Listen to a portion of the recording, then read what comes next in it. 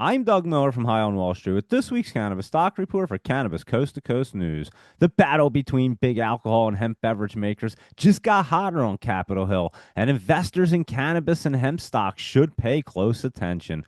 New lobbying reports reveal that major alcohol giants like Bacardi, Moet Hennessy USA, and Molson Coors are spending big to influence Congress as it debates whether to ban hemp derived THC drinks, a fast growing category that's been eaten into beer and liquor sales. If lawmakers move toward an outright THC beverage ban, expect short term pressure on hemp and CBD drink companies such as Canopy Growth, Charlotte's Web, and Tilray brands, all of which have exposure to infused beverages.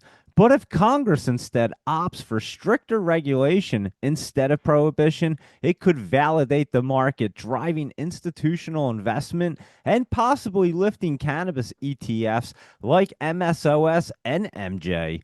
Meanwhile, alcohol conglomerates lobbying for regulation could position themselves to enter or acquire hemp drink brands, signaling a potential for mergers or acquisitions.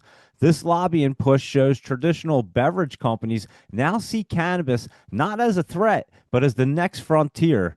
For investors, volatility's coming, but so are the opportunities. So let's take a look at the ETF MSOS and see how that chart looks. It's trading around $4.75 and it's setting up the run again. So watch for dips, trade smart, and lock in those profits. And that's this week's Cannabis Stock Report. Reporting for Cannabis Coast to Coast News, I'm Doug Miller.